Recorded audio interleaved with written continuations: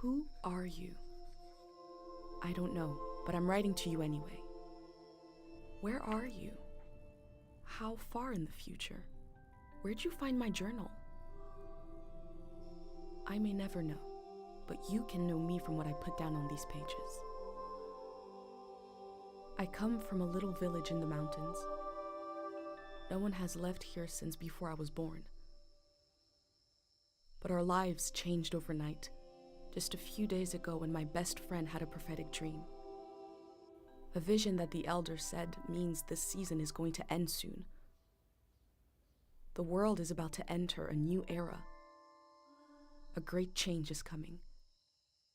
Everyone was afraid. I was surrounded by questions and I began to feel how little I know. What is this season that is about to end, and why is it ending?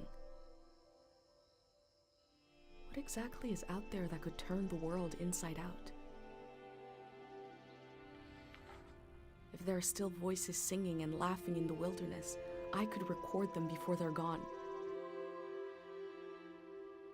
I also thought of my dad, who always wanted to see the outside world but never did.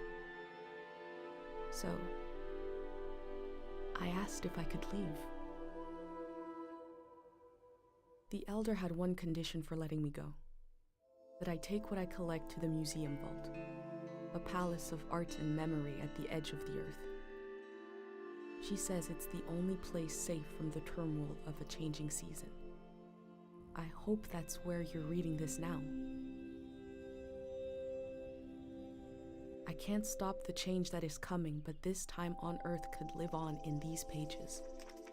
What it looks like, sounds like, how it feels to be alive right now. I'm writing to you at the crack of dawn on the morning I leave home. I can smell breakfast cooking in the other room, and I can hear my mom's voice.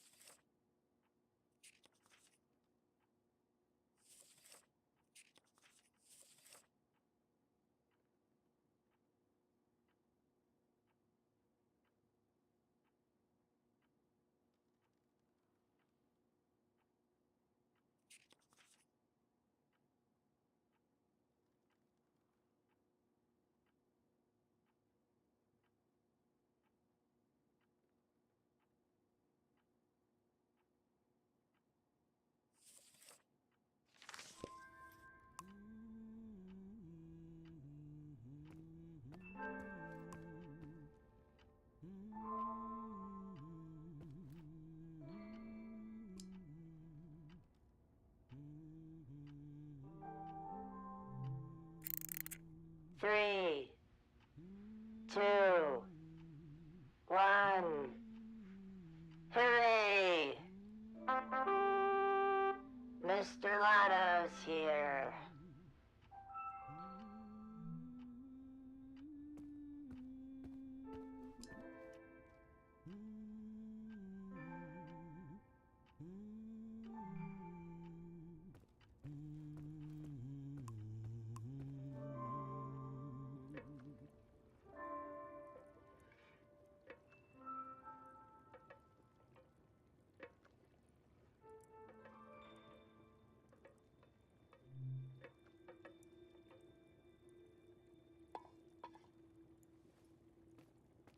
You're up. It's gonna be a beautiful morning. I'm making progress. I found the burner, camera, recorder, travel bag. Breakfast is in progress. Still gotta make a pendant. We haven't used this in so long. Good thing I saved the instructions. Just as you would use a shield to protect your body, an identity pendant protects your mind. Your thoughts, memories, everything that makes you. We don't wear them here in the village anymore. But if you're going into the outside world, I'll feel better when you've got a pendant shielding you.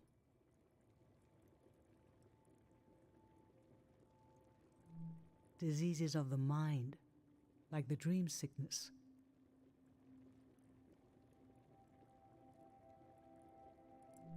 We don't know what caused it. We heard people suddenly fell into an eternal sleep. These were years of wild rumors, and half of them turned out to be true. In times of war, a pendant can be used to identify a body. Let's skip that part. Objects have two layers, the physical and the mental. The pendant needs to absorb both. 1. Collect a sentimental object for each sense: sound, smell, feel, sight, taste. 2. Feel the sense and speak aloud a memory of the object. 3. Feed the object into the burner. The memory will leave the speaker as it is transferred to the pendant. That means I'll forget the memory after I say it. It's supposed to be painless, at least.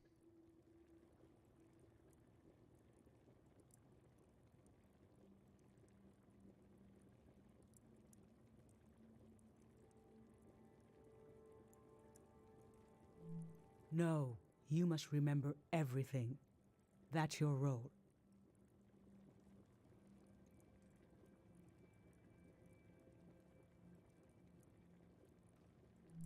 The pendant needs this little sacrifice. I want to be sure it works. Don't be afraid. A few memories is a small price to pay for knowing you'll be safe. Okay, so this old tape should work for our sense of sound. I remember.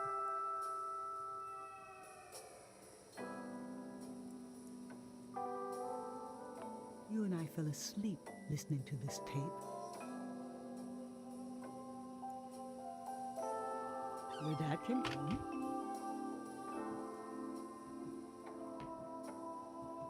We all rested together until it got dark.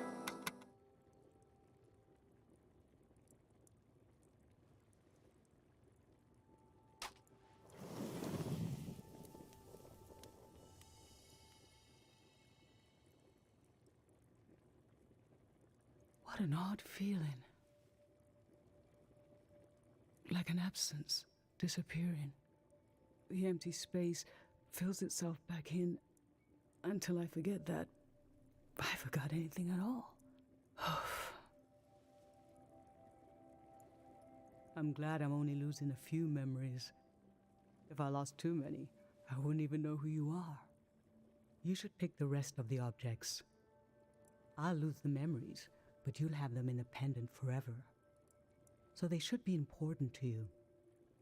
They should be parts of your identity you want to be sure to protect. So think about what these items and what the memories would preserve about you.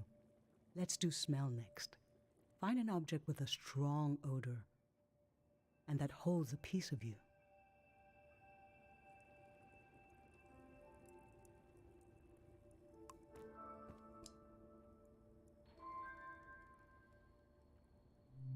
Sweet wax honey. How I've tried to save things.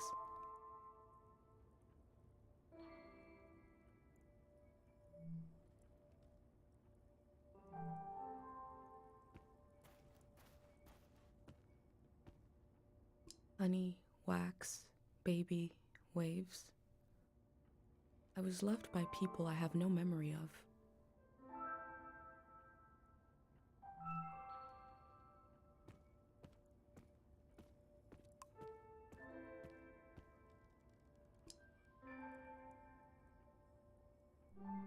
Childhood. Too sweet, too old. I always wanted to experience new things.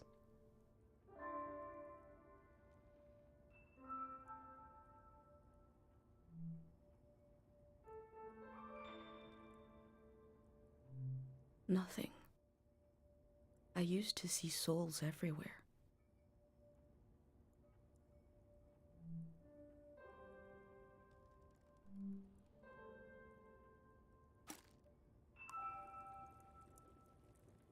What did you choose for smell? Let's breathe in deep.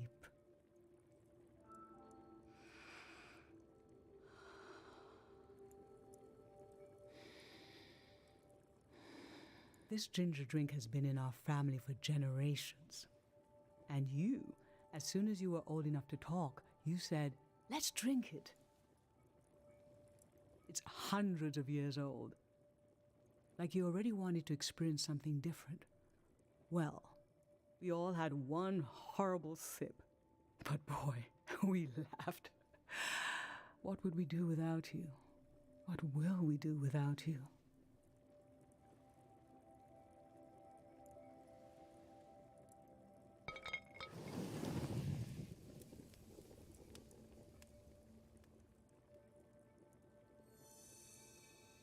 Now touch. Pick something with a texture you like.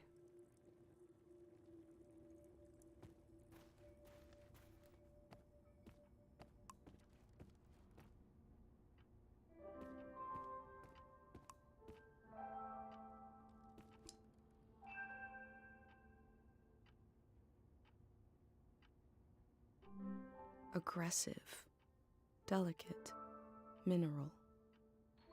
I look closely.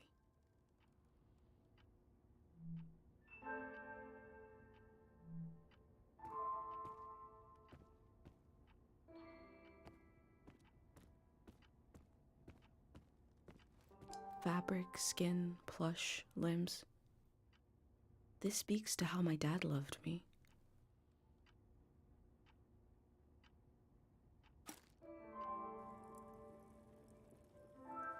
So what did you end up choosing? Okay, feel the object. I remember. You used to take him everywhere with you. One night, you forgot him in the plaza. It was cold and rainy that night, but your dad leaped into action as if the doll was a real member of the family. I have this image of his face as he ran out into the storm, completely serious, no head. And when your dad returned with the doll, I forgot for a moment that he's just fabric, stitched into the form of an animal. It felt as if he had a soul, because you'd projected one into him. What was dear to you was dear to us. That was, we were whole for a little while.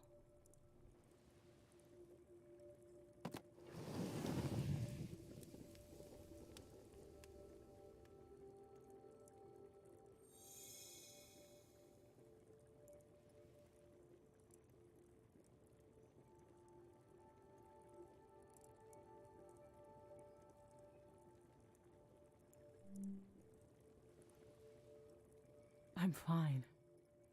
Let's do sight next. Pick something that looks nice.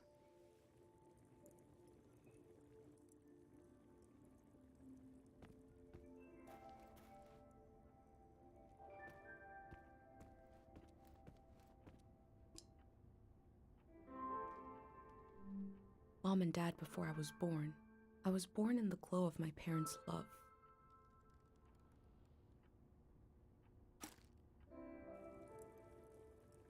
So, what did you end up choosing? I remember.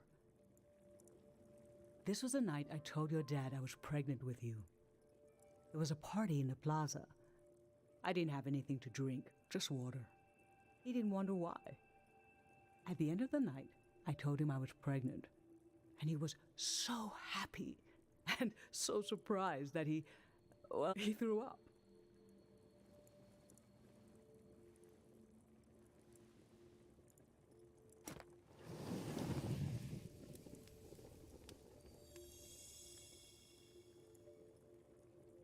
For taste, we can eat breakfast and feed some to the burner.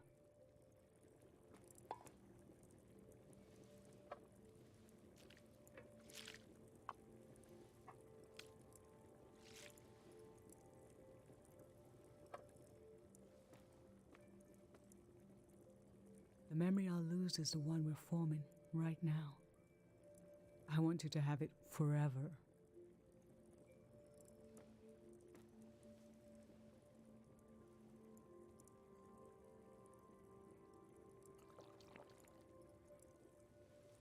Standing here, you're having a last taste of home.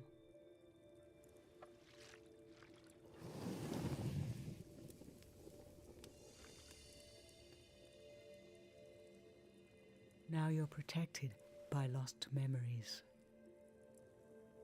A gem of home around your neck. This is my only condition for letting you go. You must promise me never to take the pendant off. And never tamper with it.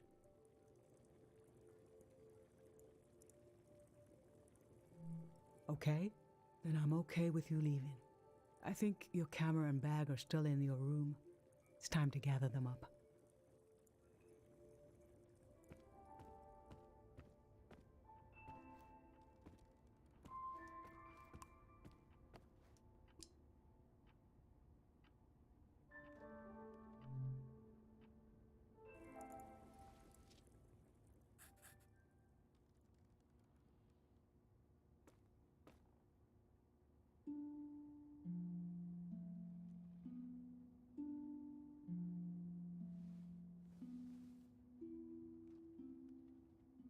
I've lost so much. How could the world ask me to lose you too?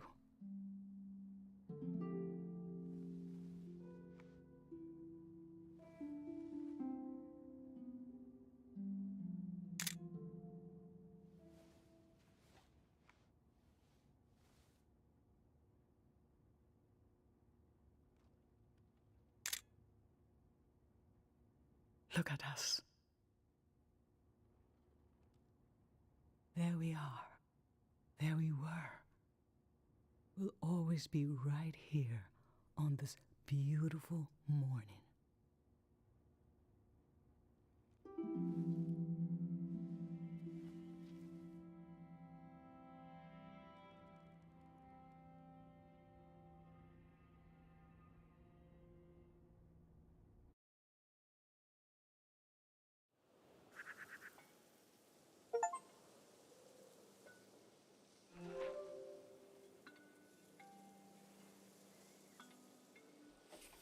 I just performed a ritual with my mom.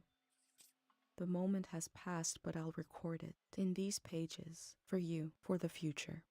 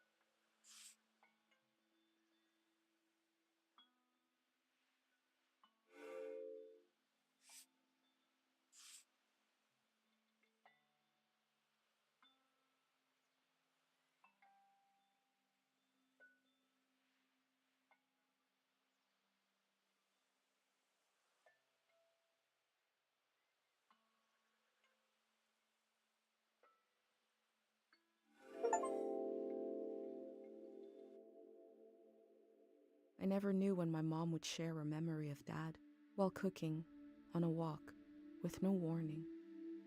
It knocked the wind out of me. Rituals take this grief and give it a shape and a story.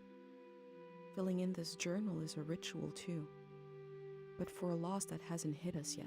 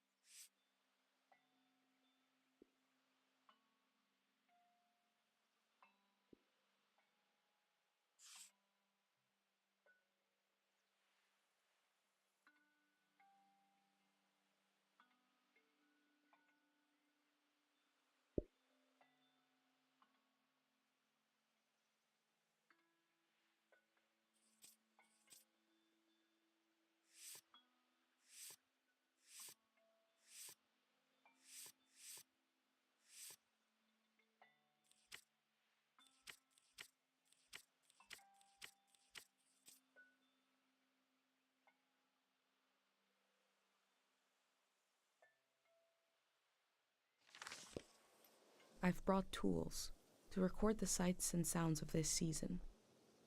I'll start by recording the only place I've ever known.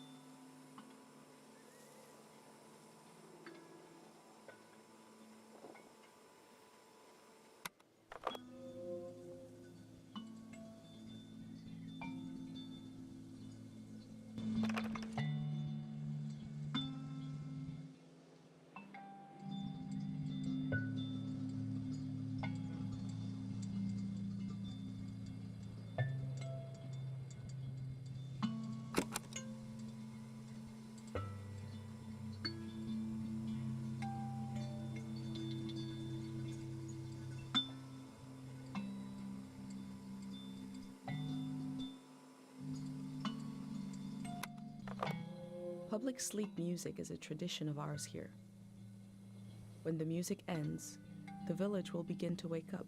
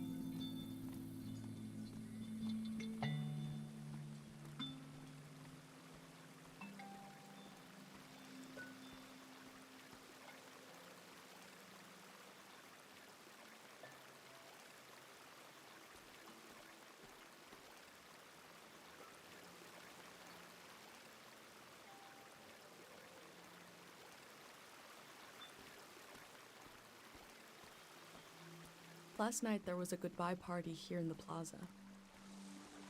Everyone was so afraid for me. To understand that fear, to understand where I grew up, you have to know the man standing watch over the plaza, Dr. Fumio.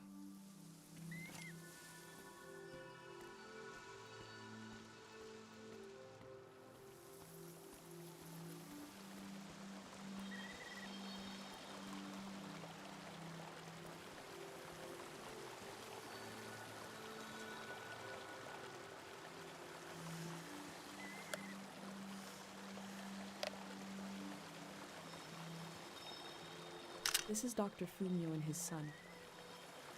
The statue isn't as old as it looks. The artist wore it down to give it a feeling of ancientness. and the authority that comes with it. Dr. Fumio and his son founded Cairo back in 776. They live on through our traditions.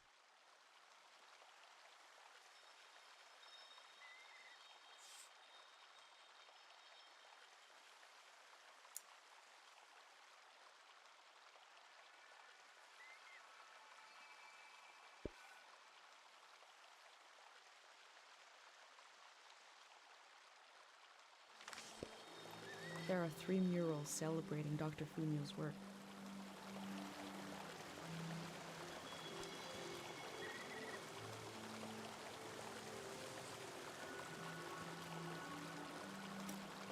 Kate loves fish, even though nobody here has ever seen one.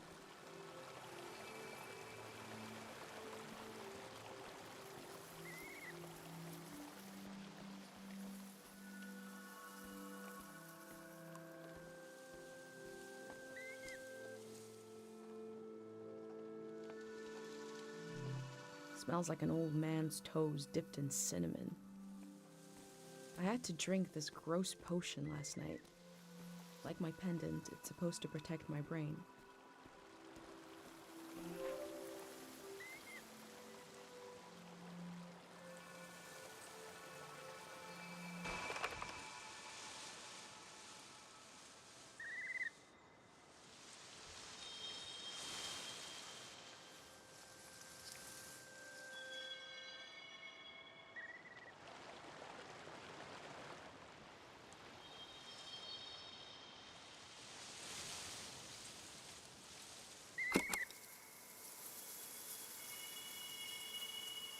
These birds migrate, but we don't know where they come from or where they're going.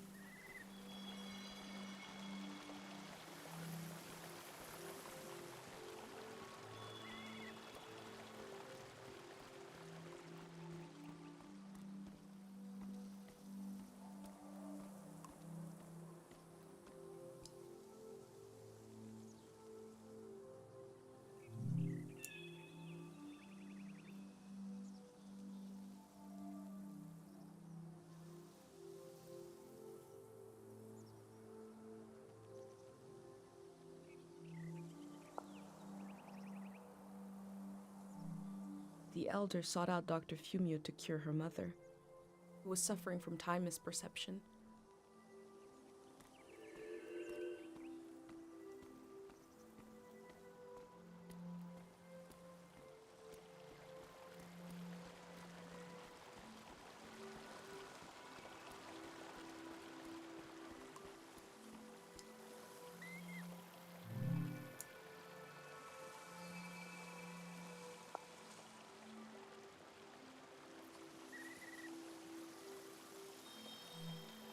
Remembering everything must be painful. Dr. Fumio brought peace to so many people here.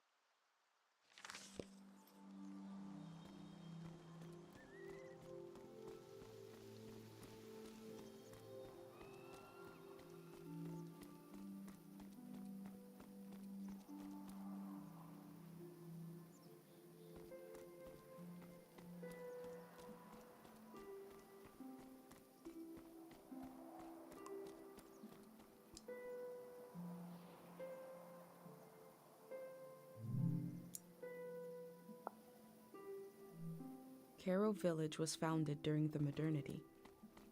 Much later, Dr. Fumio arrived and remade it in his image.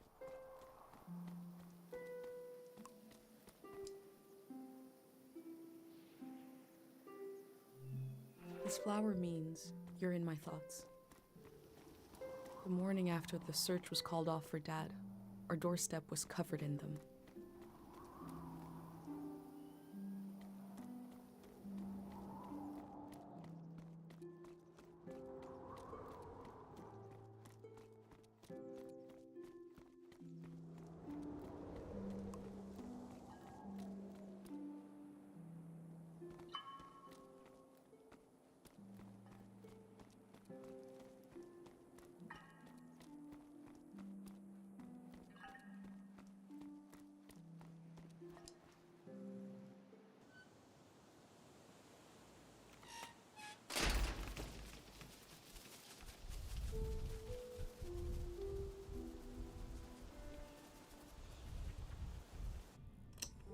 Is it recording?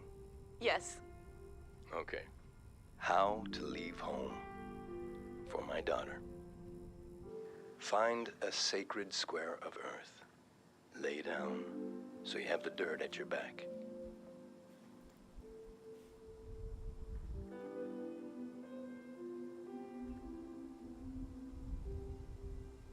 Close your eyes.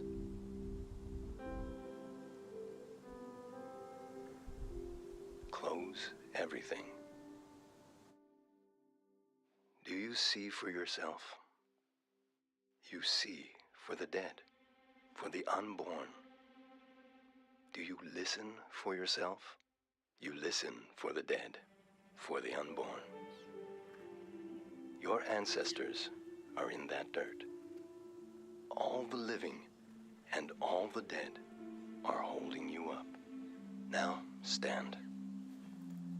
They're still there, aren't they? It's time to move, to entangle yourself everywhere with everyone. So the next time you lay down in the dirt, you will have so much more to tell them.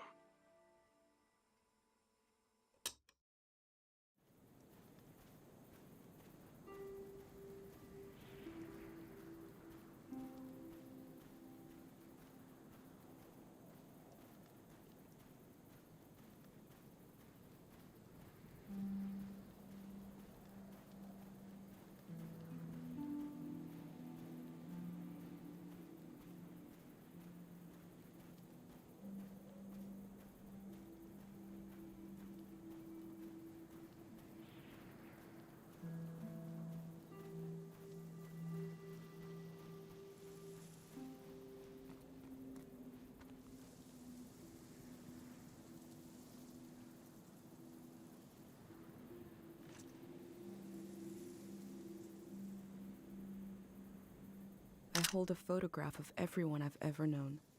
I hold it tight.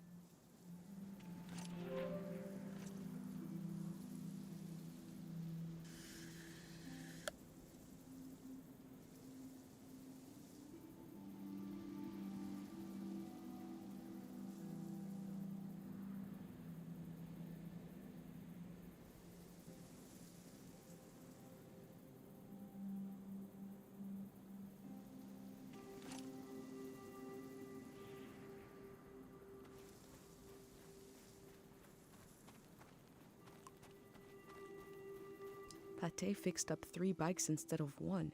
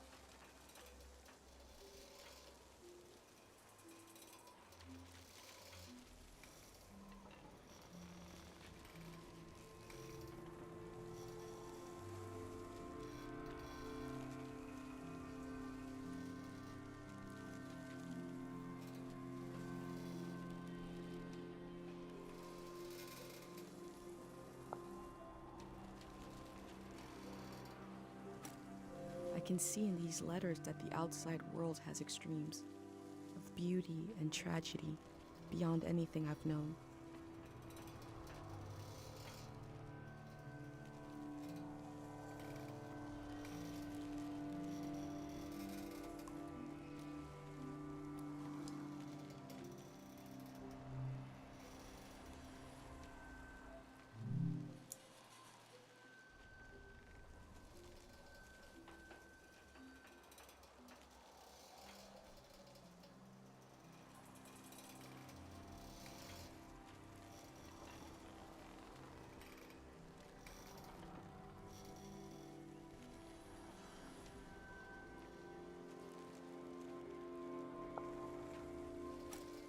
They were right. The letter never made it. The season before this one, the war, seems so horrible.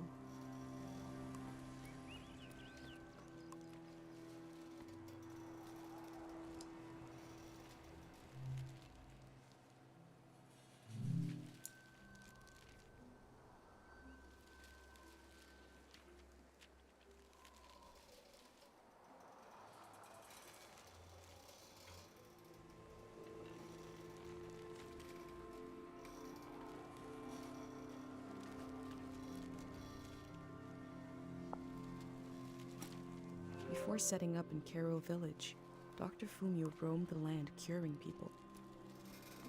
It must have been hard when he wasn't around anymore, especially for people who couldn't travel to the village.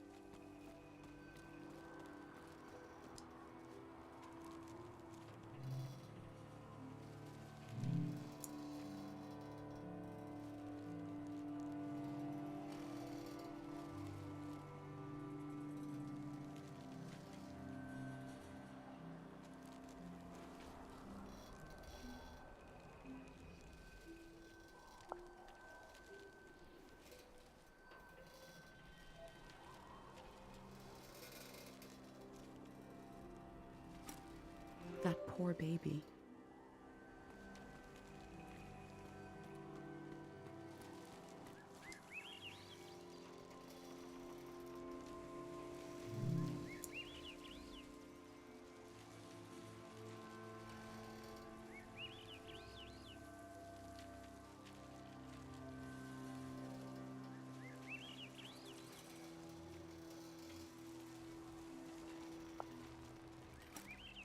Traders used to come to the outskirts of the village. The war put an end to this.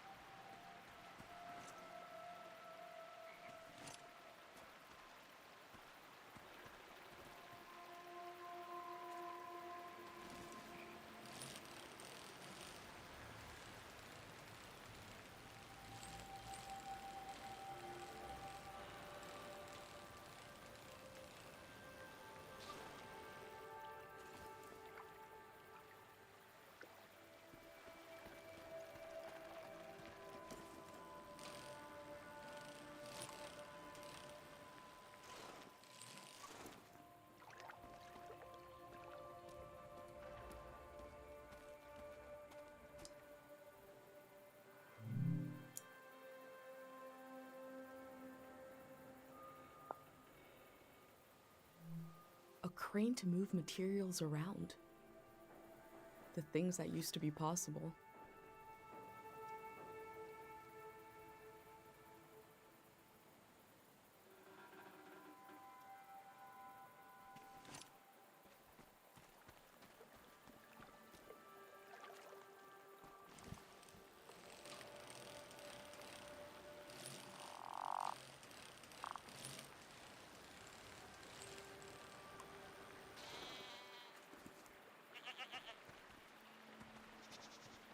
My first time petting an animal.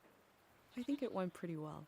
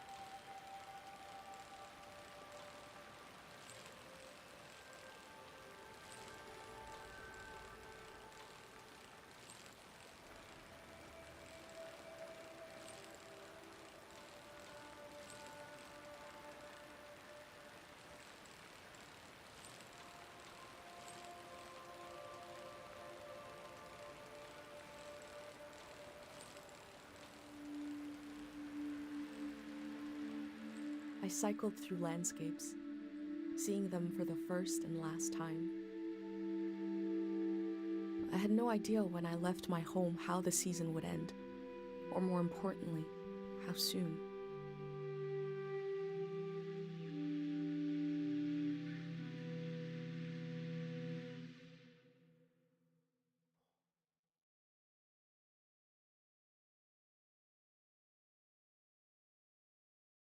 On a cold, damp day, I feel true loneliness for the first time. Nobody could have described with words how big this world is, how it goes and goes. I passed through it, where others passed before me.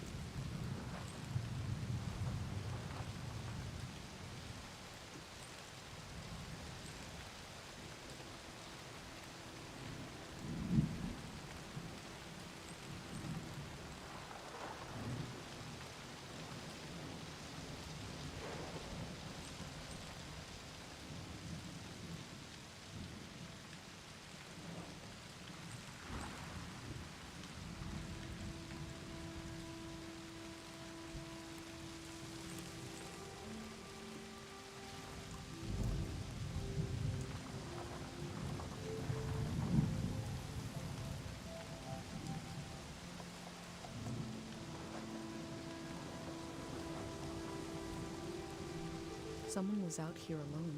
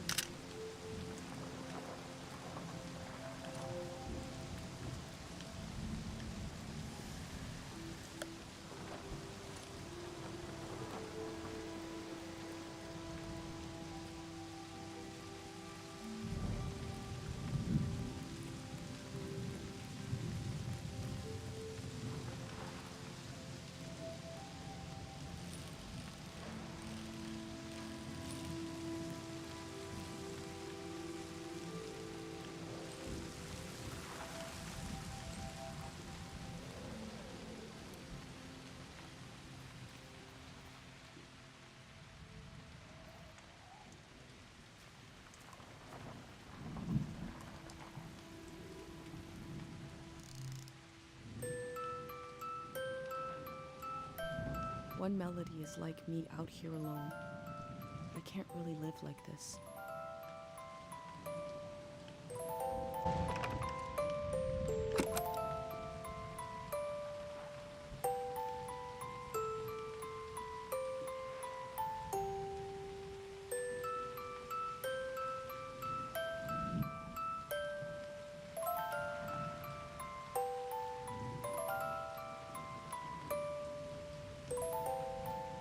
I have a feeling they use these music boxes to fall asleep.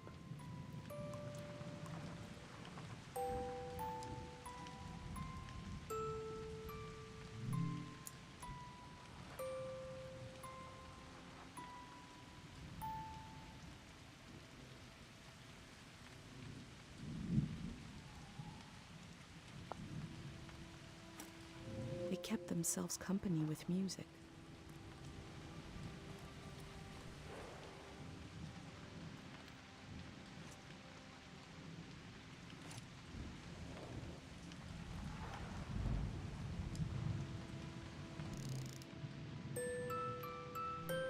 Two voices is like me and my mom. We can survive, but eventually you need more.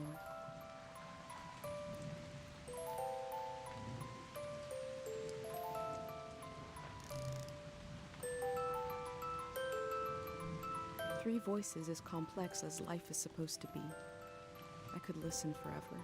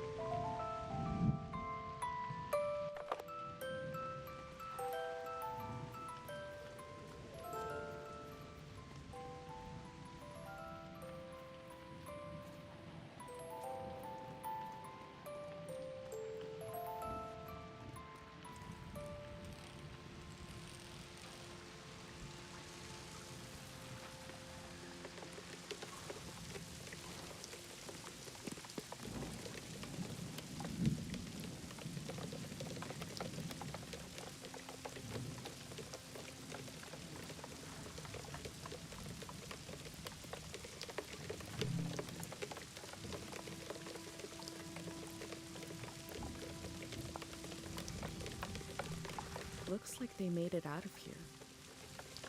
But what is this group?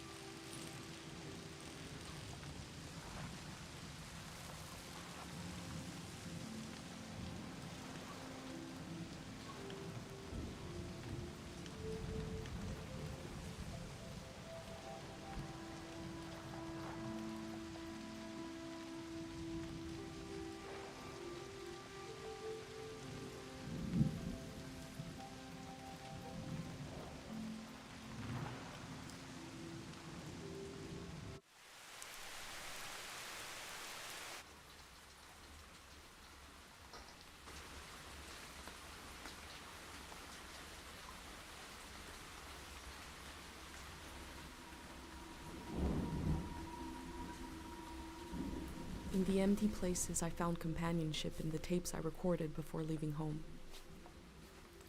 The elder told me the story of her life. I listened back to it, ready to note down anything that seemed important.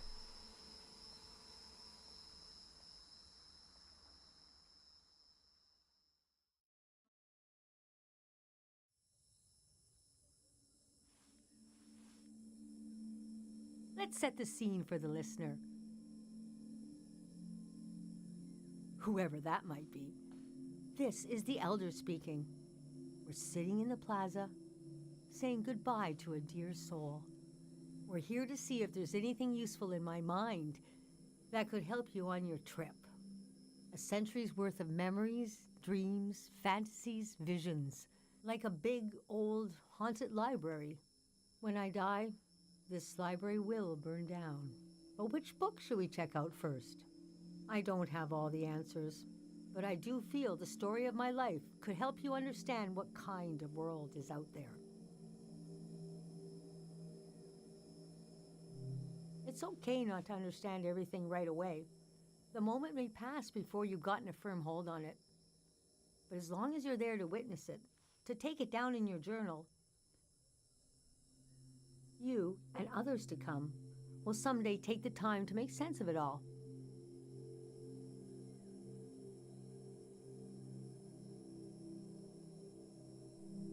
I heard, somebody told me, you want to capture what it's like to be alive during this season? For the future? And you want to understand why and how the season is going to end. The season of my youth is long gone. But I can tell you what that season was like and what I know about how it ended. Francis Cale, if you must know. You can call me Frank, or Elder, or the Elder, or Elder Frank. You know, whatever. I don't care. I was born on the ocean. My mother and father worked on a cruise ship, the short-lived but glorious watery republics, floating cities. Most won their independence by the time I was born. How can I describe them? They were a jewel of the golden season. Pleasure boats with a radical political program. How the golden age was a time of flags, logos, mottos, mastheads. My mom taught me to read them. She was the ship's philosopher. My dad was a recycling engineer. Recycling on the ship was a matter of life and death. We had to get the most out of every object and watt of energy.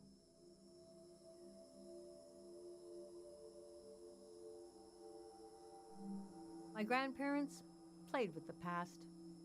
They changed it like we change our wardrobe. So it was a different answer every time. But they often said we were exiles of some kind. Exiled royalty from a secret lineage, blood that glows in the dark. Or we're exiled from the mouth of some great leviathan. When they were older, they just said, we're from here. We're from right now. I loved the way the ship would tilt and roll with the waves, especially as I fell asleep. It was so comforting. Picture me as a kid in bed, feeling the swaying of the ship. It was like being rocked to sleep as a baby. I loved exploring the ship too, wandering through the suites, the swimming pool, the game rooms, and oh, there were 2 dance halls. A large, elegant one and another one in the basement. A lot of my firsts were down there. My first dance, my first kiss, and so forth. Our ship was taken over in the early days of the war. That was the end of the watery republics. I heard the dance hall in the basement became a weapons cache. Took me half my life to say goodbye to the world I knew in my youth.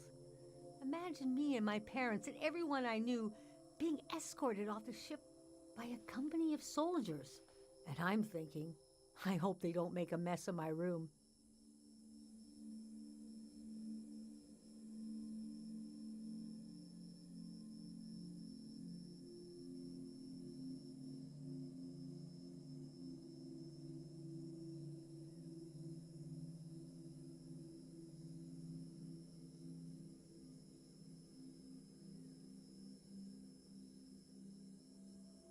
I was embarrassed by the younger kids who were crying their eyes out, but they knew, I guess.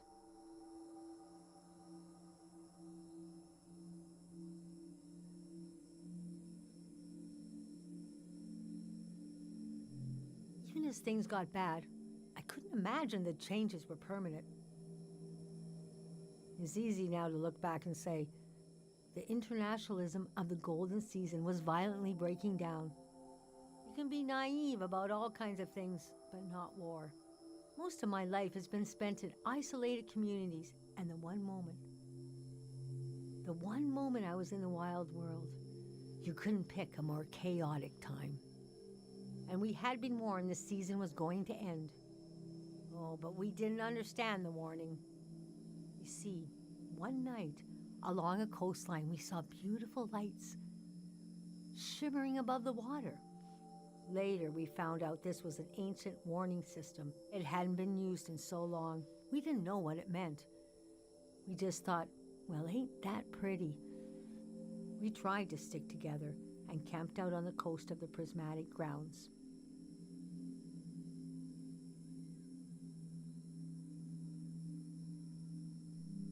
A kingdom of art and science. They got rich during the golden season. Everything that made them beloved before the wealth came. Passionate, uncompromising, self-obsessed, made them unbearable once they had power. Artists make terrible kings. Are you sure you want me to keep going? The story gets darker from here on.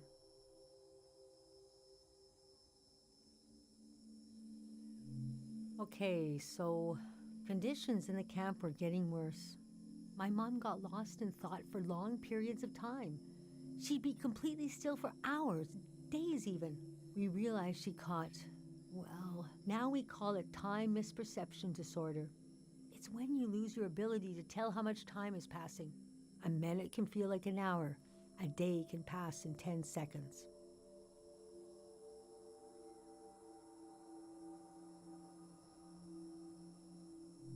What's so hard is the feeling of absolute loneliness. Normally, we're all at least roughly in the same flow of time. But with this disorder, you walk alone, truly. We heard about a traveling doctor who could cure these kinds of diseases. I decided to go find him. I found out his name was Dr. Fumio, and he traveled with his son Lucio. People talked about him like he was a god.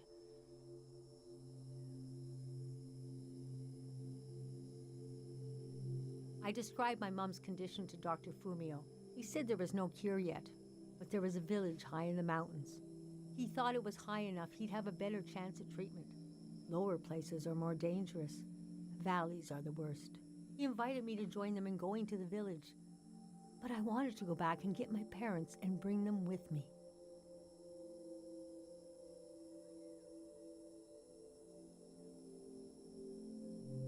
Yes, our Caro village. People thought it had been destroyed, or was a myth, but Lucio had a vision which showed us how to get here. I packed my things and got ready to leave the next morning. That night, my mom came to me in a dream. She was standing in a field of flowers. I'd grown since I last saw her. We were the same height. She pressed a finger hard into my palm.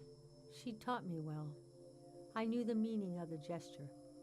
I knew no matter what I did, I'd never see my parents again. In the morning, I told Dr. Fumio I would follow him to Caro village. The next few weeks were very physically tiring, hiking, climbing. And when we found the village, building, planting, cleaning, Fumio brought sick people from all over the world, and they got better. The treatments worked. Everyone was healing. So why couldn't I? One day, we got word the war was over. We never found out how it ended. It was like peace just swept over the earth in a split second. There was a party in the plaza to celebrate the end of the war, but I couldn't bring myself to go. Yes, it was over, but it had taken my home, my family. That night, as I was falling asleep, I felt the bed tilt and sway gently, as if it was being tossed on the waves of the ocean, as if I was back in my bedroom on the ship. As if I was back in my mother's arms, being rocked gently to sleep. I knew I was finally home, and nothing could hurt me.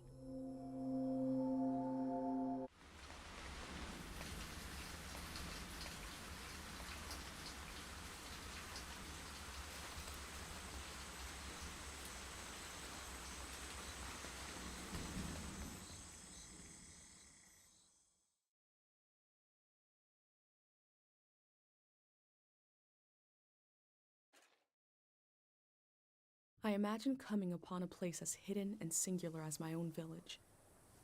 Eventually, I found myself circling a valley, looking for a way in.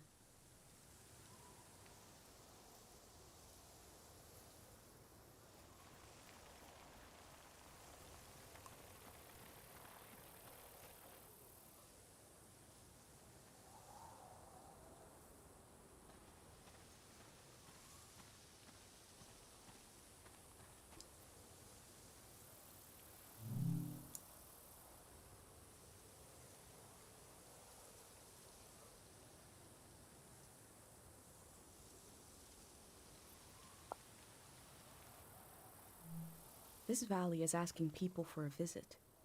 I should oblige it.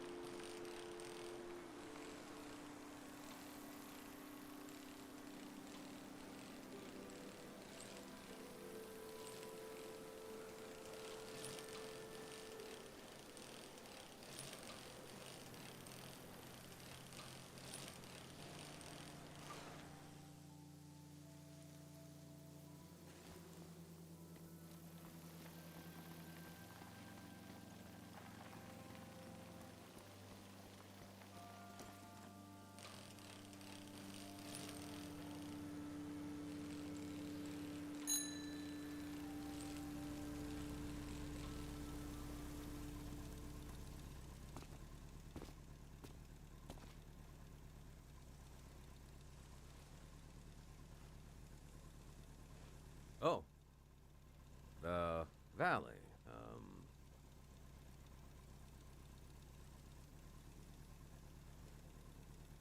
One second.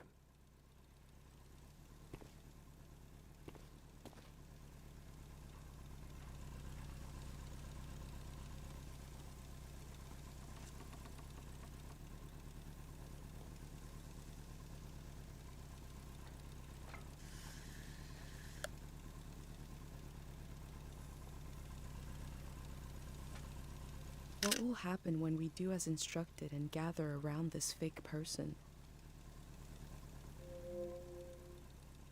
Is that a strotophob?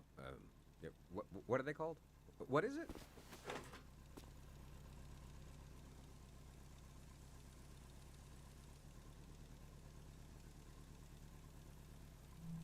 I love old gear like that. It's getting more and more rare. I had a camera, but it broke. Not that interesting of a story, I guess. What are you doing here?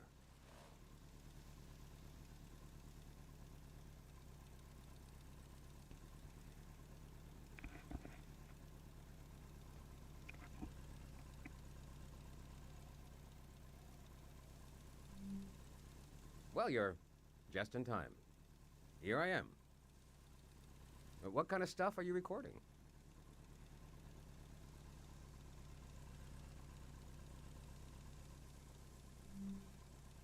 Oh yeah, civilization they call it. The valley would be a good place to use those tools. Too bad it's closed down. Let me finish up here, huh?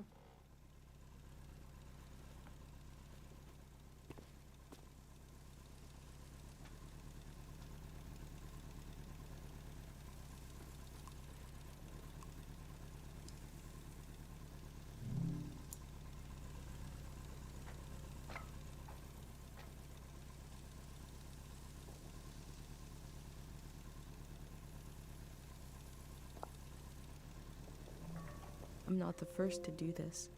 Just the first in a long time. Hey.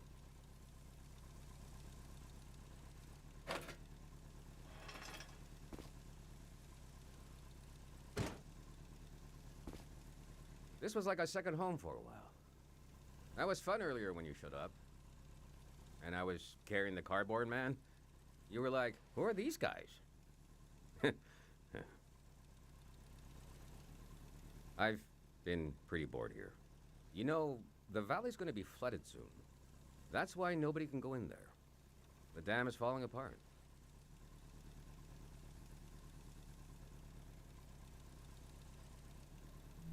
It's too old.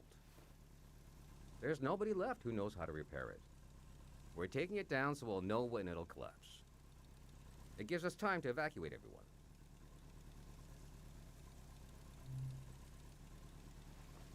Greyhounds.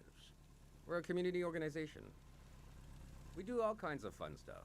Health clinics, minesweeping, daycare, evacuations, weddings. We're new.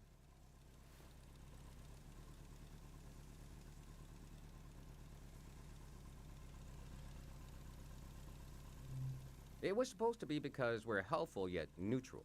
We took a vote and decided to change the name, though. We want something more friendly sounding. I'm excited to find out what it will be. We're trying to get new things going. But it's hard. The past really has a tight grip on people. Doesn't feel like a fair fight. So we're trying to, well, anyway. It's funny. I stood guard here for a week, and I've only seen greyhounds like myself, and valley people on their way out. But now I see you, and you're like a new element or something. I've never met anyone doing what you're doing. And we greyhounds gotta support new things. So, I'm not supposed to let anyone in. How can I? Jeez. I think you should go down into the valley and take a look. Gotta try something here.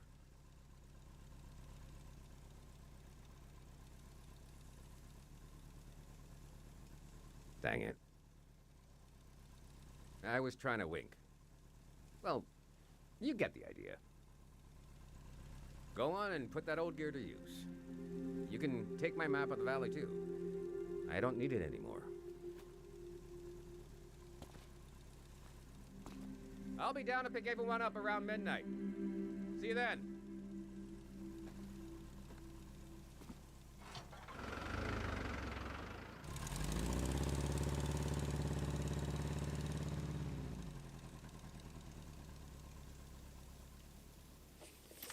I met a greyhound. He let me into the valley. I think he wanted me to record what the greyhounds were up to, and he gave me a map.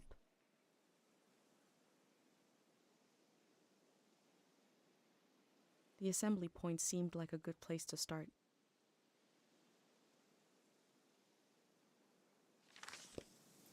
I wonder what he expects me to discover in the valley.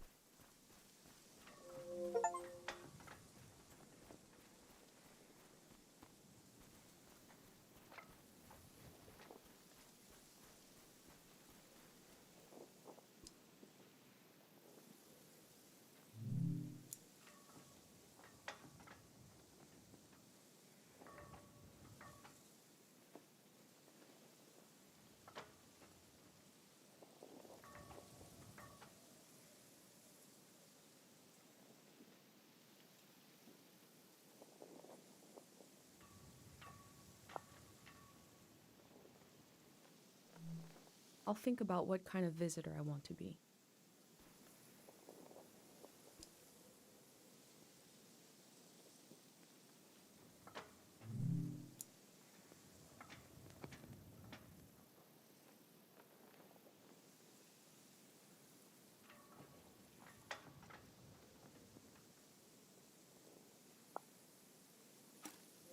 It seems like I'll have to wait for night to enter the shrine.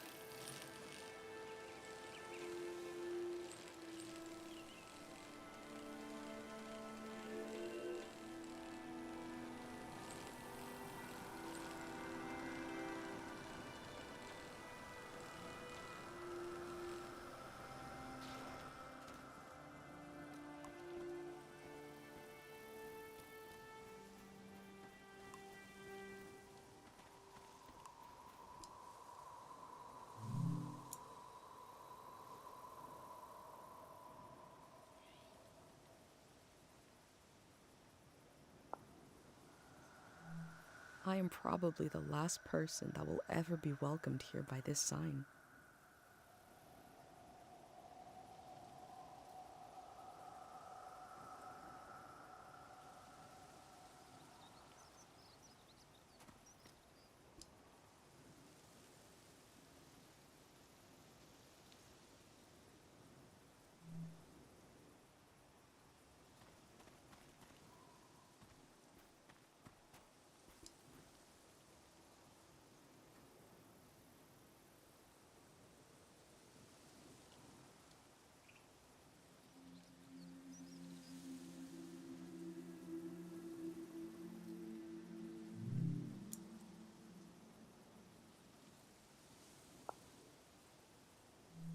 I have wondered about the lives beneath unkept graves.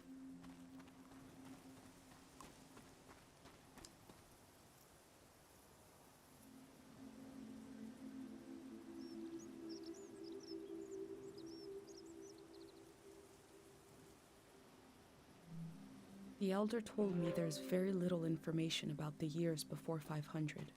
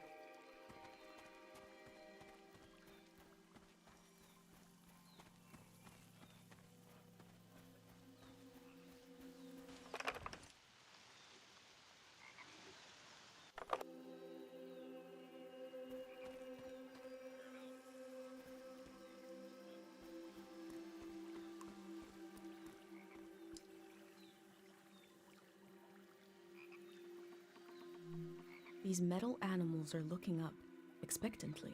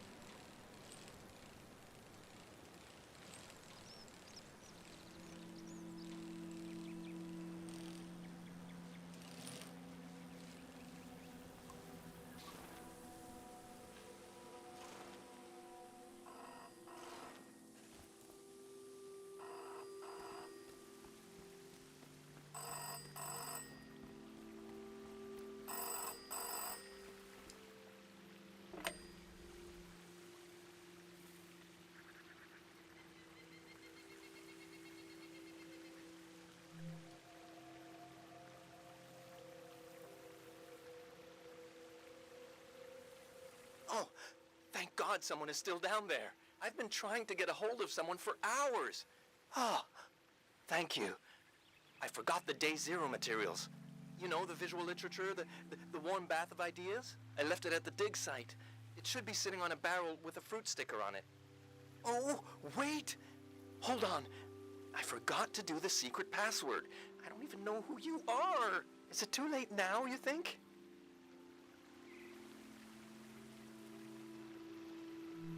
Okay.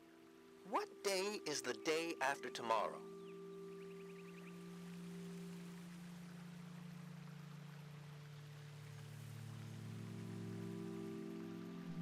Phew, okay. I did figure you'd be... Sorry, I didn't recognize your voice. Hard to keep track of all the new recruits. What else was I gonna say? There was vandalism on a few of the posters. Bad stuff. I put them in the trash. Keep an eye out for more. Anyways, thanks for answering. The Day Zero material is in the dig site, pretty sure. It should be sitting on a barrel that has a fruit sticker on it. You know, I guess I was going to say you could bring it to me, but the flood will destroy it anyway. So actually, I was worried for nothing. Everything is lost in a flood. God, we really know what we're doing. I'm excited for this all to be over. I'm excited for this all to begin. Bye-bye now.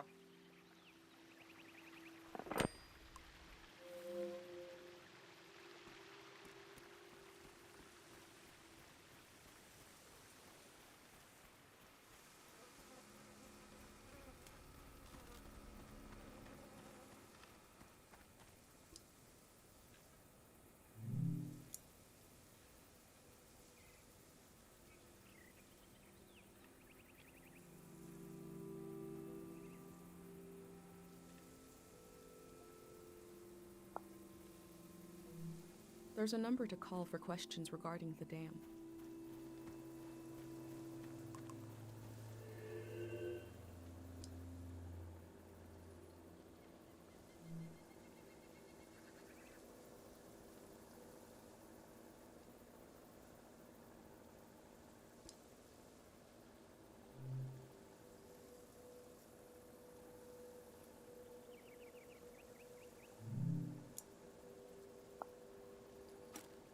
There seems to be suspicion about the real condition of the dam and why it's being taken down.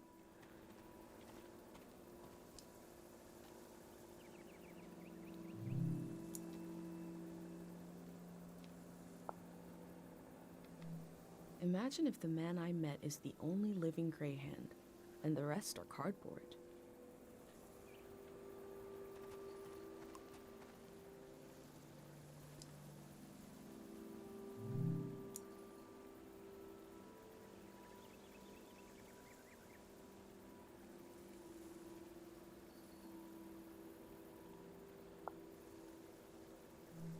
It's hard to imagine something new, a new way of living, but they're trying.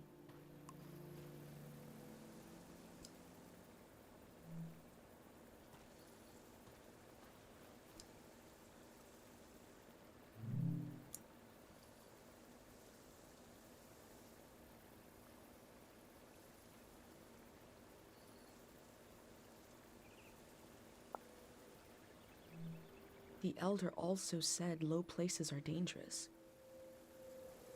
The city is high up like my village. Maybe it is safer.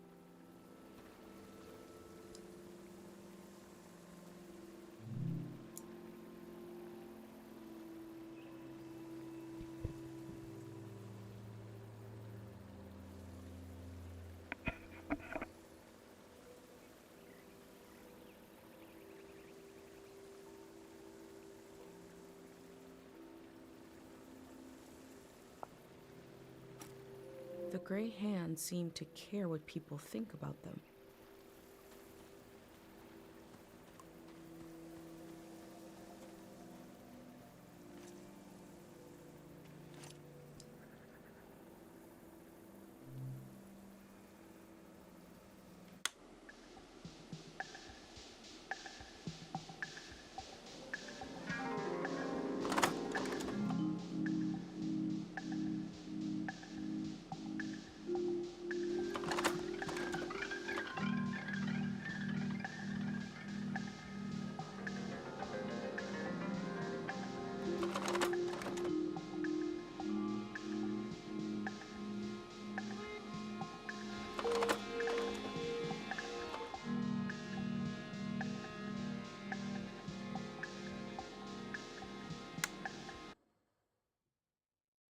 say they're going to build the next season. How?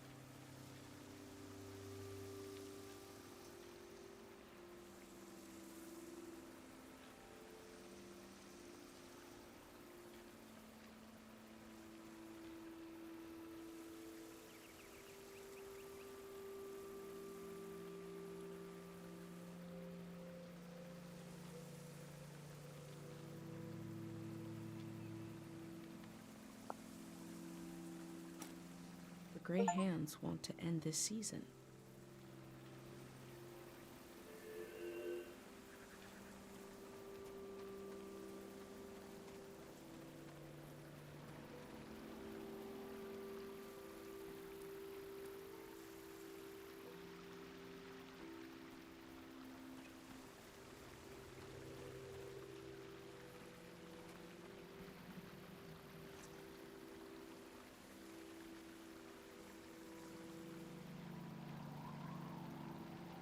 The artist has depicted the Grey Hands as a child. They don't have faith in their capabilities, but see them as innocent?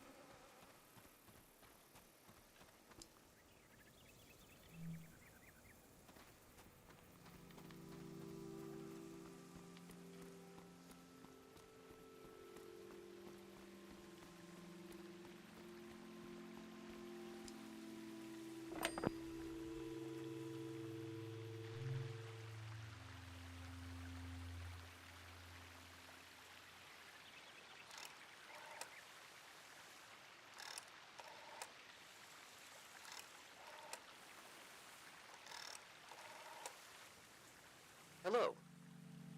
This is the Greyhand Flood Hotline.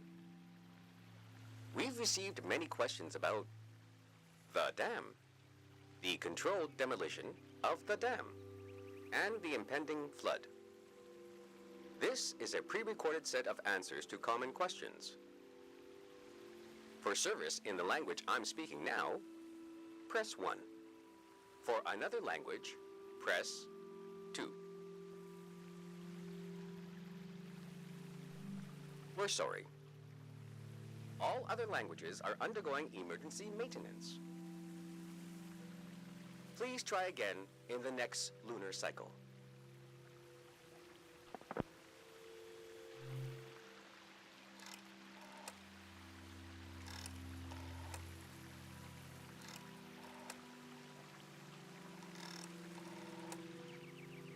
Hello. This is the Greyhand Flood Hotline. received many questions about the dam, the controlled demolition of the dam, and the impending flood. This is a pre-recorded set of answers to common questions. For service in the language I'm speaking now, press 1. For another language, press 2. If you are calling with mild concerns about the flood, press 1. For grave concerns, press 2. For other sources of anxiety, press 3. To confirm you are still on the line, press 1. Thank you. Please listen closely, as the following sentence has changed. If you are calling in a professional capacity, press 1. If you are calling out of curiosity and amusement, press 2. If you aren't sure why you are calling, press 3. To continue in a professional capacity, press 1. To add a personal touch to the call, press 2. For a professional look with a fresh taste, stay on the line. If the thought of mass destruction gives you an unspeakable comfort, stay on the line.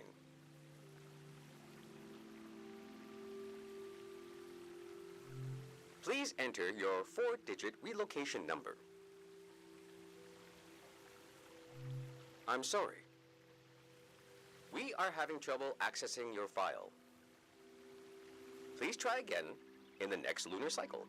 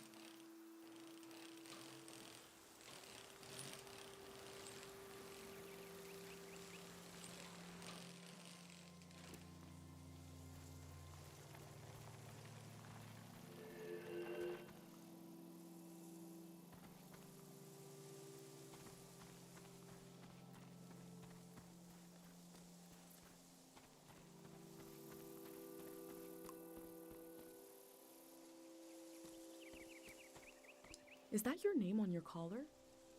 Let's see. You are Madrigal.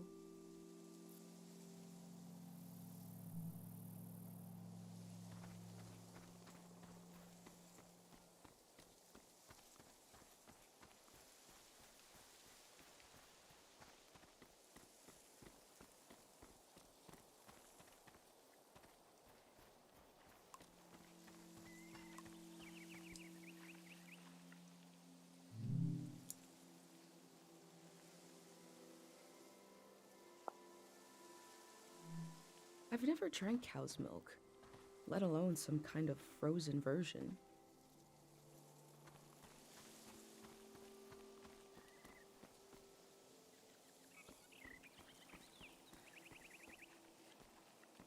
And you are Mata.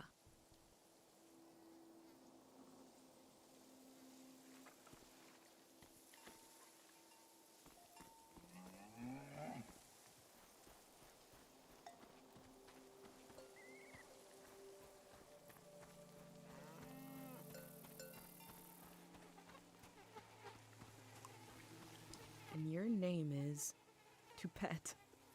I wonder who named you that.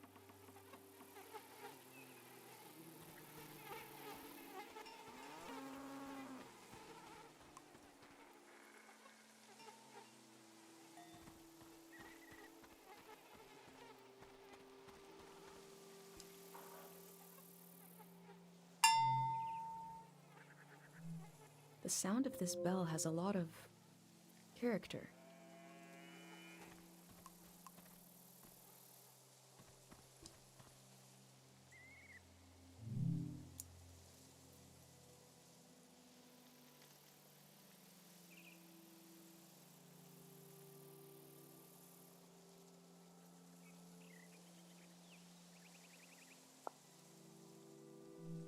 These people had to leave so much behind.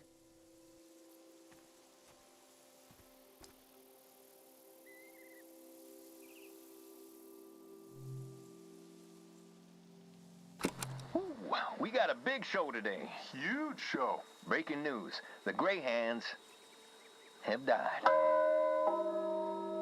We're being reborn, baby. And we're taking suggestions for our new name. Live on the air suggestions from the rank and file. You don't even need to be a Greyhand to suggest a name. True, true. The number to call is 0019. That is 0019. First caller, hit us with a name. Hi, yeah. I was thinking the bricklayers. Okay. Bricklayers. Laying some bricks. Hmm. Well, yeah, thanks for the suggestion. We'll be taking them all afternoon, so keep them coming. That number again is 0019. You're listening to Greyhand Radio. We are broadcasting live from Greyhand HQ. And we're gonna take a little break. If the Greyhands are changing their name, you'd know them as something else.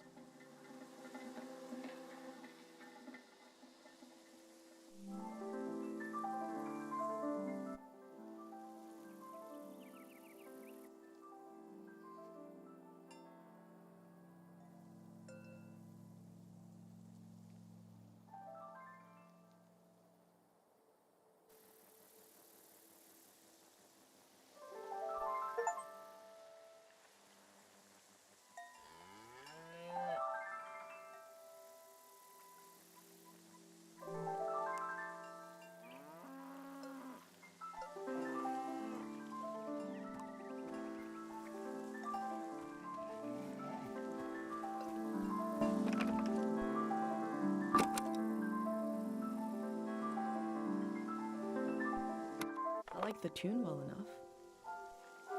I wonder why it appeals to our bovine brethren.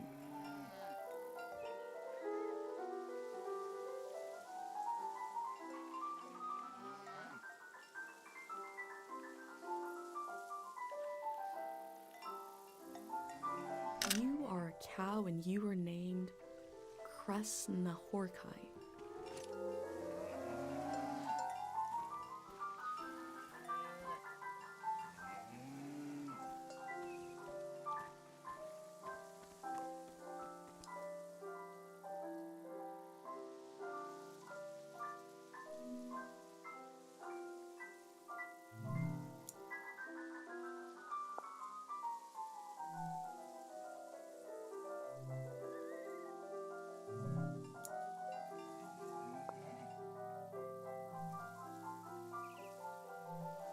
Cows from all over the world came here to compete in cow stuff? The golden season seems like such a different world.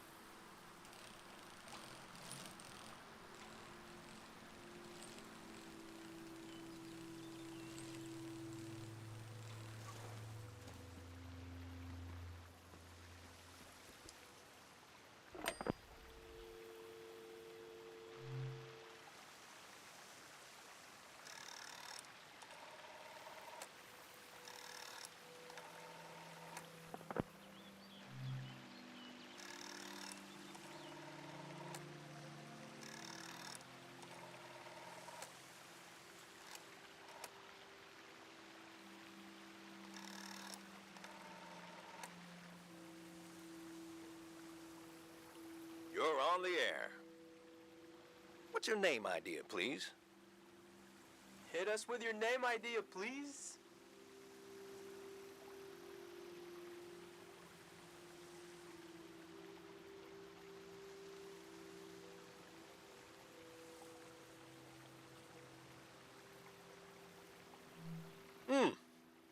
I gotta admit, this one scares me a little.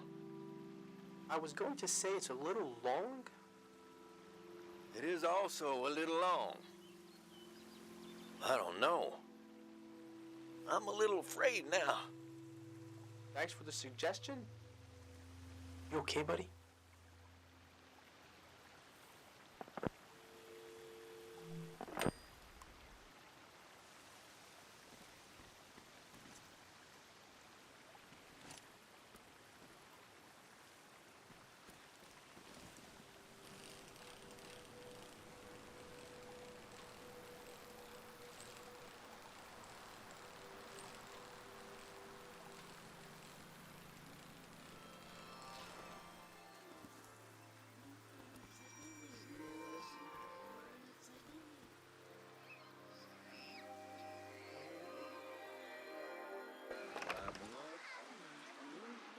Stay where you can hear me, okay? Thank God they have electricity down here. Did you hear from your friend in the Waterloo Republic? We told him that? The Topaz. We can get a ride with them on the coast. Great. And we're really just gonna leave the car behind. It's a junker anyway. Beautiful. I told you 786 would be our year. I sang you that whole song about it.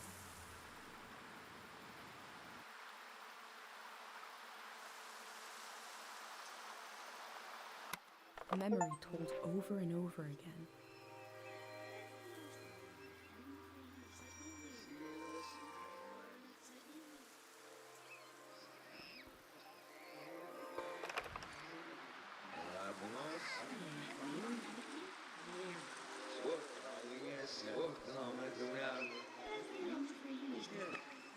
Stay where you can hear me, okay?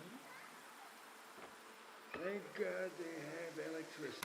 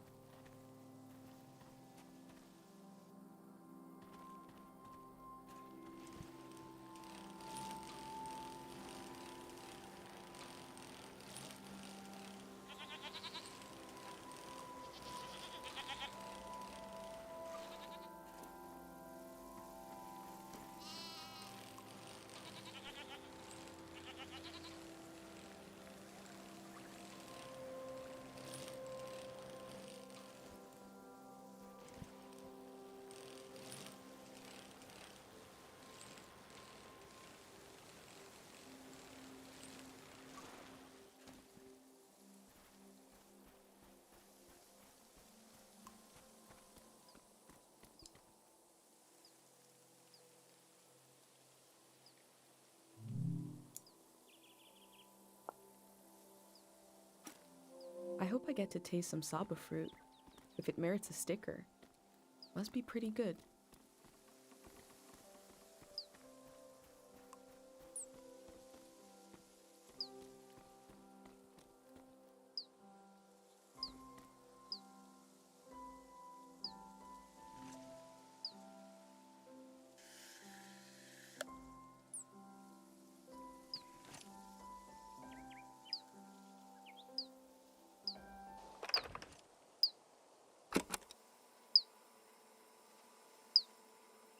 The human soul was once described to me as a birdhouse.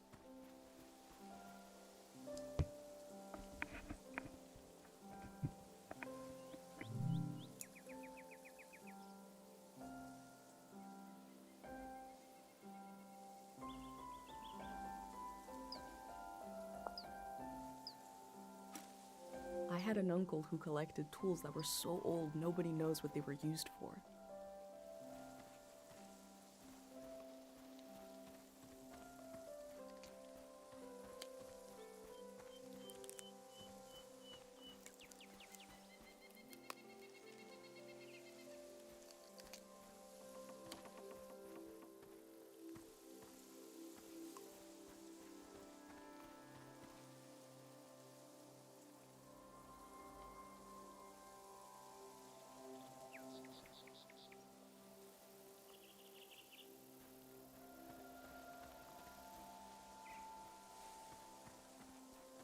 The text is barely legible. 3 aphorisms from the young. If music is complete, then it is not music. It looks like a set of aphorisms. Now to find the rest.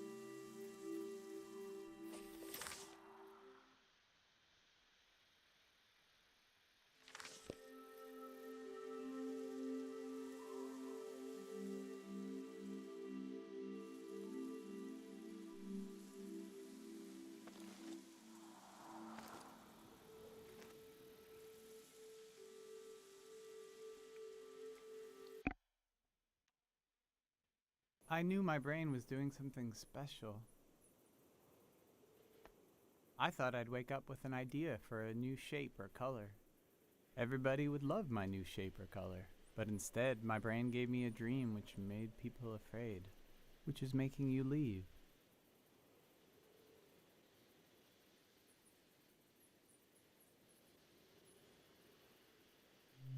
The dream scared me, but also made me glad to be alive. I am happy to keep living. I don't mind. The elder said it means the season is ending soon. I want to tell you the dream now. Let's shut our eyes and lay on the roof. We are already on the roof. That's good.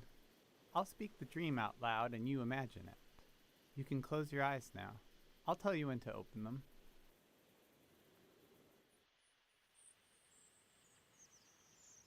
I am in the forest. The sun is bright. My stomach rumbles. I'm hungry. I look for something to eat. There are fruit trees lining the path. I look for one to pick, to eat. I climb up one of the trees and reach out to grab a shining red apple. I blink, and suddenly the apple is rotten. It looks like it's full of spiders. I blink again, and now the apple is just a baby apple. Not ripe or rotten. I lose my balance and fall onto the ground. The apple changes colors. Some are eaten, some disappear. I hear a voice. Someone is there with me. I try to recognize who they are, but their face keeps changing. They're kind of everywhere. I tell them I'm hungry. I want what the earth is trying to give me. They say, these aren't apples. They're memories of every apple I've ever seen. There's something wrong with my eyes, and there's something wrong with the soil. They say I need to look into the sun to clear out my vision. They say we're going to look together, and that when we do, they'll melt away. They want to. Then behind them I see you, watching from the shadows. You've been taking notes on everything. This makes me feel better. I turn my head and I let the light in.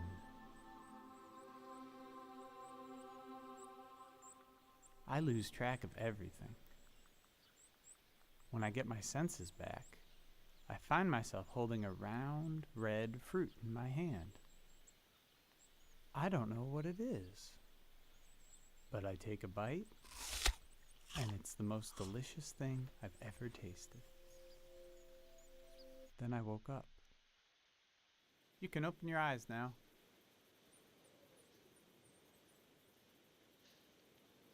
You probably have questions.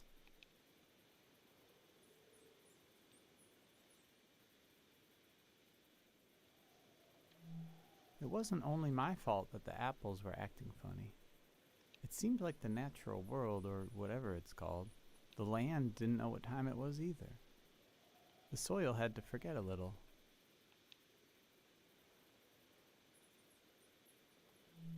The face of the ghost person in the dream? They were everyone and no one.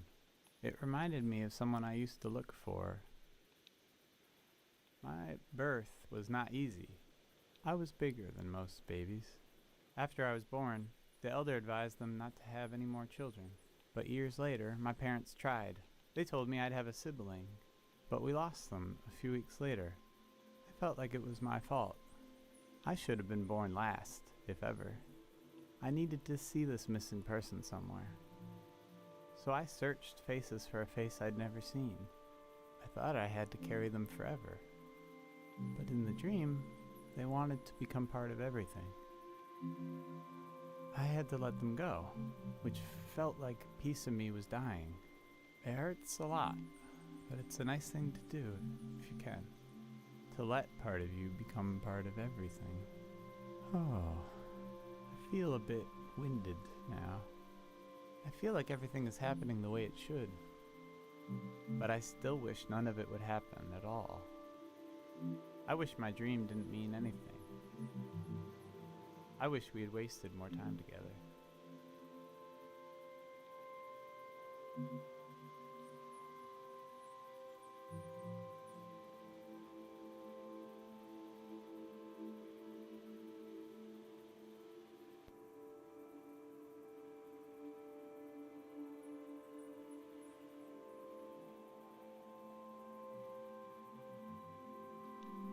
I'd like that very much.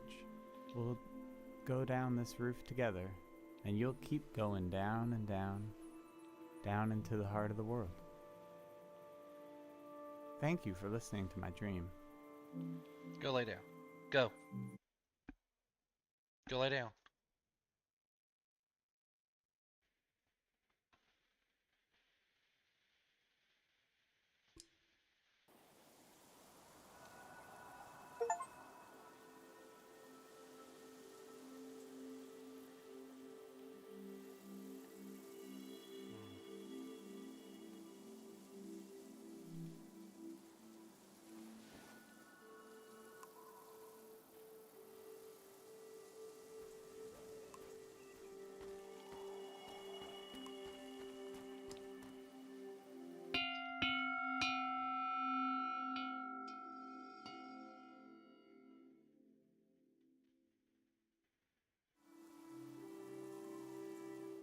I remember seeing the ocean for the first time, and something about the light, the water, the voices of other people, the boundary between myself and the rest of the world felt very thin. It was beautiful. The fuck was that? There's something weird going on with this bell.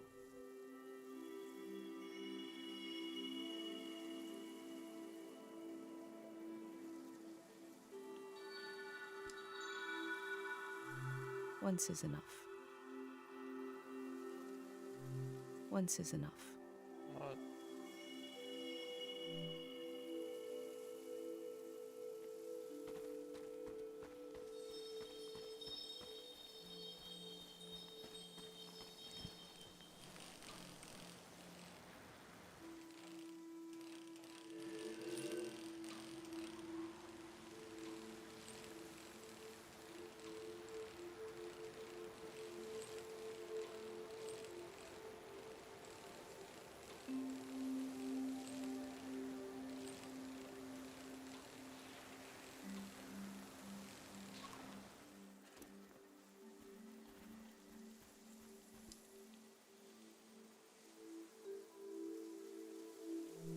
They seem to be looking for something.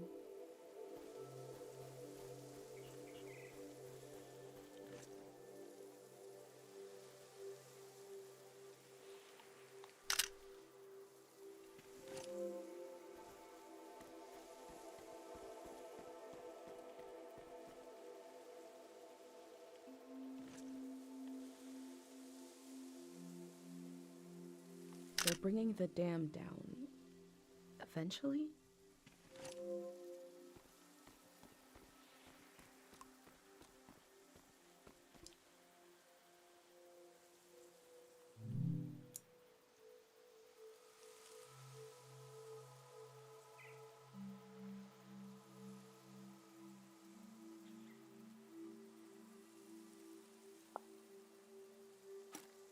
I wonder if the graffiti will survive the flood.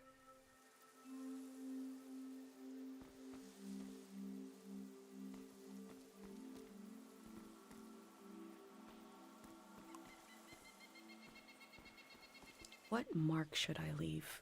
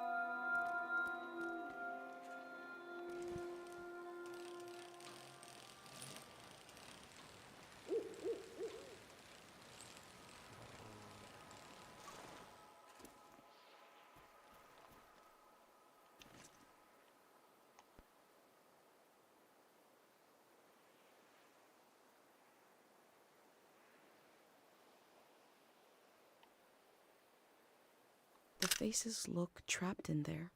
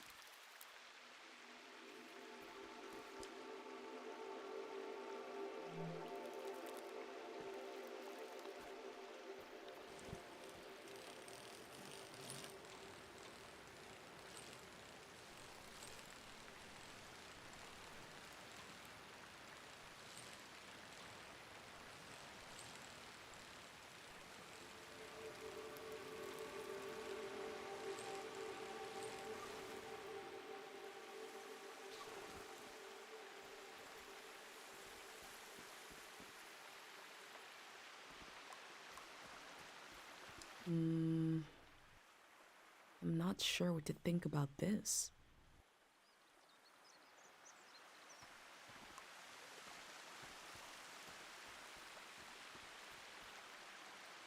Within the piles of junk, I found a metal cutout of a symbol. These patterns, what powers have they had and lost?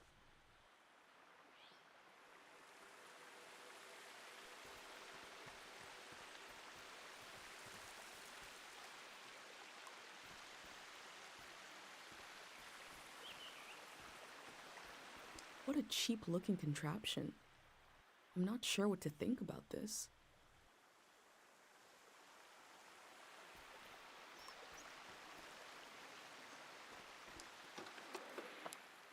This instrument is so beat up, but lovingly preserved. It must have played some important tunes.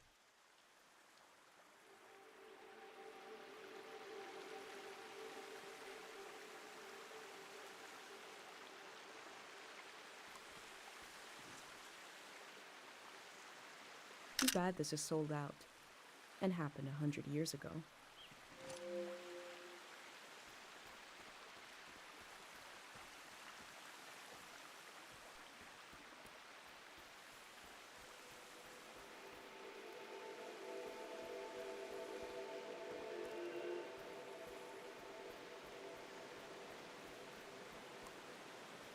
The text is barely legible. 3 aphorisms from the young. None should see the face of love and live. Just one more to complete the set.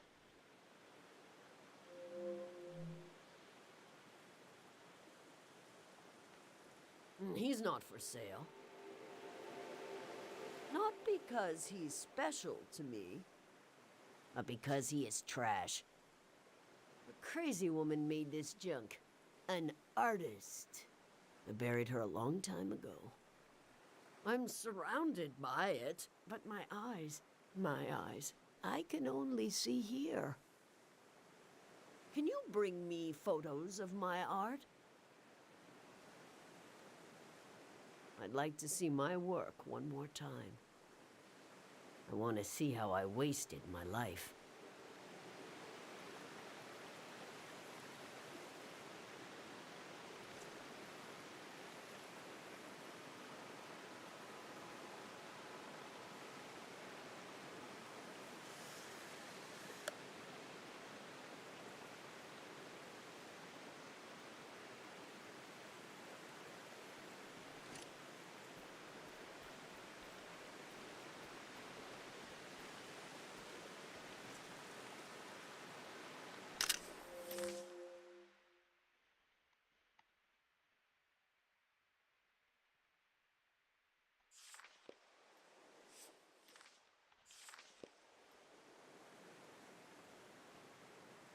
What do you think of it?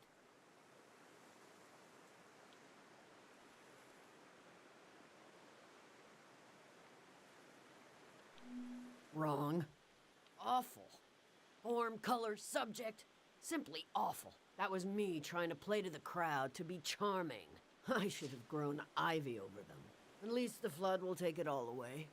Was I never truly inspired? Did I really fail so completely? Let's see another.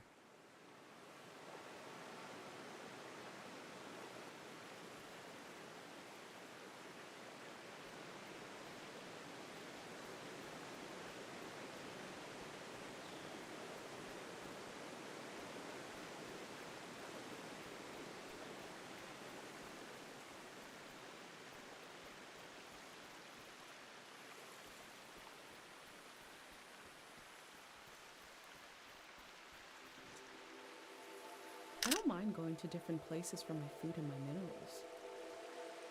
The golden season was pretty weird.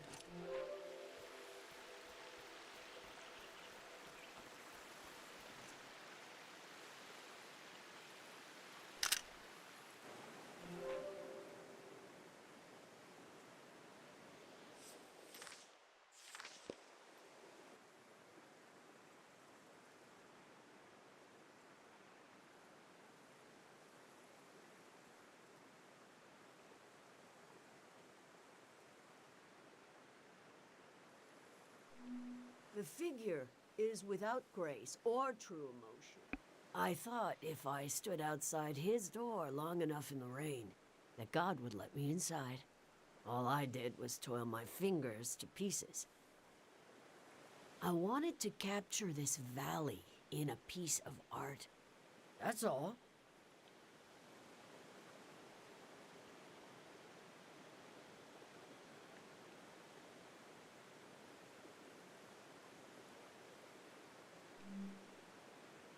It's just junk.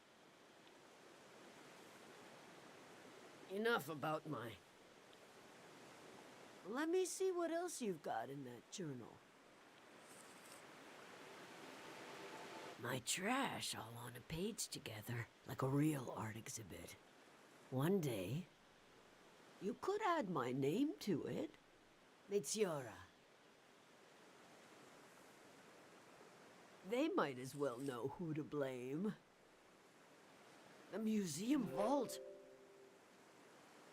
Every artist dreams of their work hanging on its walls. Oh my God. You'll try to go there? It's so far. It'll drain your life away trying to reach it.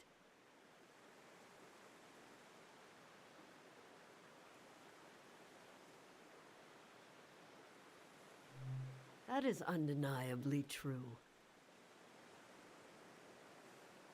Your journal might end up in the vault, which means my artwork might end up there. Oh, that would redeem everything. Every wasted hour. When a dream crawls back out of your throat, it hurts. But I can do better than those little statues. I can, if you help me. This art will memorialize Cheng Valley. And we'll finish it together. Cheng Valley has many faces, many themes, characters, eras, stages of its existence. Take a look through this junk, and we'll pick one of a face to show Cheng Valley to the unborn children of the next season. You do that while I make some tea.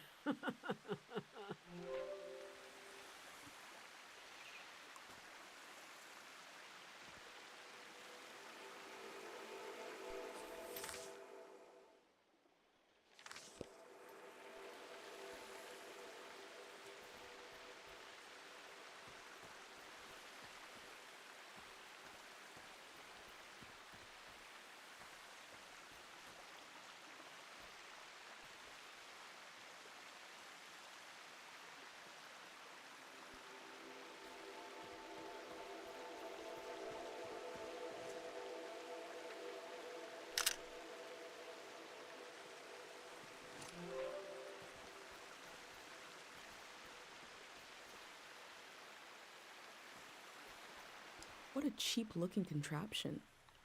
I'm not sure what to think about this.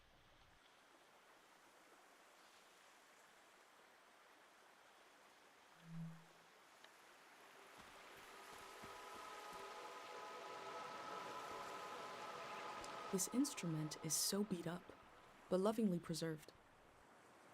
It must have played some important tunes.